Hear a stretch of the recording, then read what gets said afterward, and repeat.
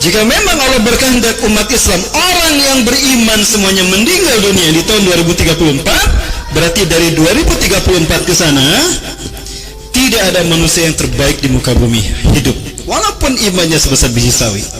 Tapi yang akan hidup di muka bumi adalah makhluk yang terburuk, kata Rasulullah. Andaikan tidak ada binatang yang ada di muka bumi, maka Allah tidak akan pernah menurunkan hujan. Andaikan tidak ada binatang yang membutuhkan cahaya matahari, demi Allah, Allah akan mengharamkan matahari bersinar. Artinya masih lebih mulia binatang ketimbang manusia yang hidup selepas ini. Itulah seburuk-buruk manusia, ilaihim tub'asu sa'ah, kepada mereka lah kiamat diutus. Jadi andai besok kiamat, berarti kita sudah tidak ada. Kenapa? Nah, ini hadisnya. Rasulullah SAW bersabda, satarihul min ardil Hijaz, akan berhembus sebuah angin dari bumi Hijaz. Mana Hijaz? Antara Mekah dan Madinah. Al-makan bainal Makkah wal Madinah. Ini sudah saya sampaikan. Ternyata kenapa Rasulullah menyebutkan Hijaz? Allahu Akbar. Fakta empiris telah membuktikan, seorang alumnus ITB telah melakukan penelitian. Dia lama kerja di Saudi Arabia dan di Dubai, di Qatar, di negara-negara Arab. Dia menemukan antara Mekah dan Madinah, ini Makkah, ini Madinah, ini Makkah. Nah, ini yang disebut dengan Hijaz itu, ini antara Makkah dan Madinah. Di tempat inilah banyak terdapat gas yang namanya H2S, asam sulfida. Apabila gas ini tercium oleh seseorang, dalam hitungan detik, tidak sampai 1 menit, jantungnya berhenti, saking berbahayanya. Nah, Rasul menyebutkan angin iliyin, itu sama iliyin yang diberi nama iliyin, saking lembutnya. Kalau angin lembut itulah gas. Contohnya apa? Kentut kita. Ayo kentut, no hitutna tarik suarana, tapi kan geraknya agak akan cepat. Nah, seperti itu.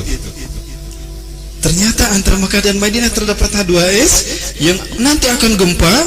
Ketika gempa antara Mekah dan Madinah, maka bumi Mekah Hijaz ini akan belah, maka gas ini akan keluar.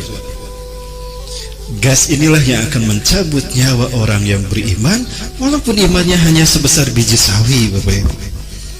Biji sawi kecil sekali. Ya, sekalian, biji sawi kecil sekali, luar biasa. Bapak Ibu, ini biji apa ini? Biji rambutan. Sepakat biji rambutan?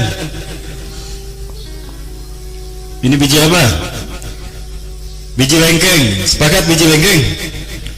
Baik. Biji apa ini? Alit. Kacang kedelai ya? Kacang kedelai. Ya, naon dia? Kacang hijau. Bu, kelihatan gak, Bu? Tidak kelihatan? Tidak, Masya Allah. Itu biji kacang hijau, Bu. Nah, biji sawi 1/10 kacang hijau. Saya sudah kumpulkan biji sawi 1 kresek tuh, 1 plastik. Kecil, bukan 1/10, 1/5 kacang kedelai, kacang hijau. Bayangkan, walaupun imannya sebesar biji sawi, tapi dia tidak syirik, Allah akan mencabut nyawanya. Maka yang tersisa di sini adalah orang yang tidak punya iman. Laisa lahum iman.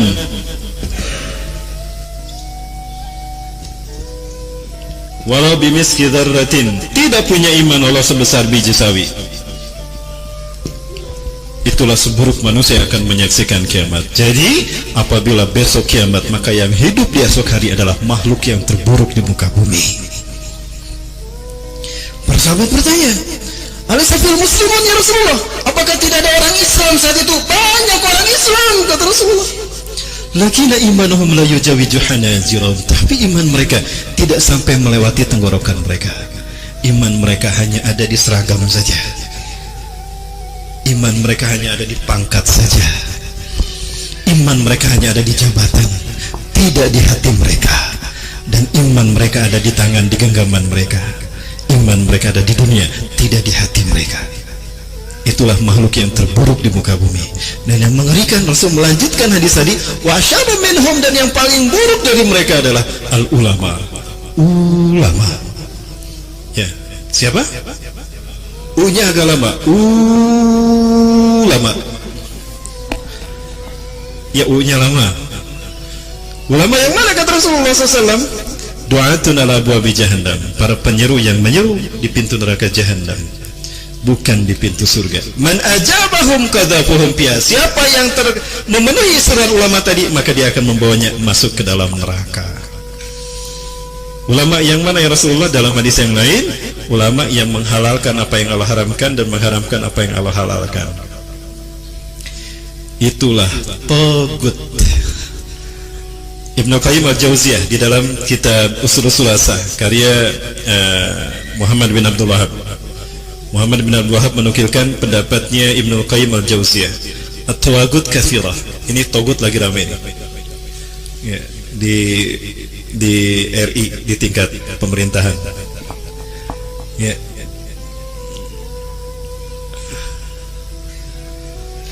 Ada yang berseragam tadi. Lagi ramai nih. Ada apa? Saya tahu betul begitu. Tapi saya pasukan setan. Oke lah Bapak jujur. Itu di hadapan kita mereka berkata begitu. Hati beberapa pun dan. Nah, tauhid itu banyak kata Rasulullah. Wa usuluhu khamsah. Puncaknya pokoknya ada 5. Iblis, seseorang yang disembah oleh manusia dan dia ridho disembah walaupun tidak meminta. Yang ketiga, orang yang meminta disembah, jika tidak disembah dia akan membunuhnya. Yang keempat, dukun yang mengaku tahu perkara gaib, tahu apa yang akan terjadi besok hari. Dan yang kelima, hukum selain hukum Allah. Yang kedua ini, yang disembah oleh manusia dan dia ridho walaupun dia tidak memintanya, sekarang banyak bermunculan. Dari mana kita tahu? Surat At-Taubah ayat 31. Sudah kita bahas kan? Masih lupa apa sudah ingat Bu? Pak, gimana bunyinya? Al-Maidah At-Taubah ayat 31. Ittakhadhu ahbarahum wa ruhbanahum arbaban min dunillah wal masih ibn Maryam وَمَا أُمِرُوا إِلَّا لِيَعْبُدُوا إِلَهًا وَاحِدًا لَا إِلَهَ إِلَّا هُوَ سُبْحَانَهُ عَمَّا يُشْرِكُونَ. Mereka menjadikan alim-alim mereka, pendeta-pendeta mereka, rahib-rahib mereka sebagai Tuhan selain Allah. Dan mereka menjadikan Al-Masih bin Maryam juga sebagai Tuhan. Padahal mereka tidak diperintah melainkan menyembah Tuhan yang satu. Maha suci, tidak ada Tuhan selain Allah. Maha suci Allah atas apa yang mereka persekutukan. Bapak sekalian, Adi bin Hatim, ahli kitab yang masuk Islam saat itu, baru saja masuk Islam, mu'alaf. Dia berkata, ya Rasulullah, aku tidak melihat kaum Yahudi dan Nasrani ahli kitab beruku dan sujud di hadapan pendeta mereka, rahib mereka. Tidak ya Rasulullah. Malah dikatakan, kenapa dikatakan menyembah mereka? Nah, ini kata Rasulullah, inna ahbarahum wa ruhbanahum yuhallaluna ma haramahullahu lahum. Sesungguhnya alim-alim mereka, pendeta-pendeta mereka, rahib-rahib mereka menghalalkan apa yang Allah haramkan dan mengharamkan apa yang Allah halalkan. Lalu umat mengikuti mereka. Begitulah cara mereka menyembah umat menyembah mereka. Itulah togut yang kata Rasulullah, itulah yang terburuk nanti di sini.